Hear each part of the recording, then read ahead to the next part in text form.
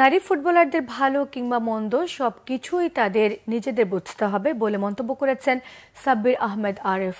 দ্রুতই সংকটের সুষ্ঠু সমাধান হবে বলে জানিয়েছেন বাফুফের এই সহসভাপতি। সাবিনা সহ 18 বিদ্রোহী ফুটবলারের ভাগ্য এখন বাফুফের সভাপতির কোর্টে।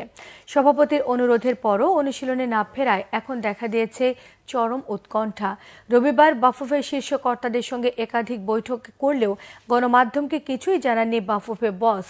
সভাপতির কাছে পাঠানো রিপোর্টে কি আছে প্রকাশ করেনি তদন্ত কমিটি। শেষ পর্যন্ত সাবিনা সহ 18 ফুটবলার নিজেদের অবস্থান থেকে সরে না আসলে হার্ডলাইনে যেতে পারে বাফুফে। দিনভর গুঞ্জন ছিল ক্যাম্পে থাকা 12 ফুটবলারের সঙ্গে চুক্তি সেরেছে বাফুফে, যদিও বিষয়টি এখনও প্রক্রিয়াধীন বলে জানিয়েছেন বাফুফের সহসভাপতি সাব্বির আহমেদ আরেফ।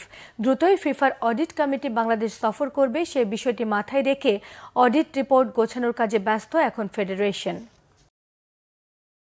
আমরা কথা আগাচ্ছে, আমরা একসাথে সব সিদ্ধান্ত নেব।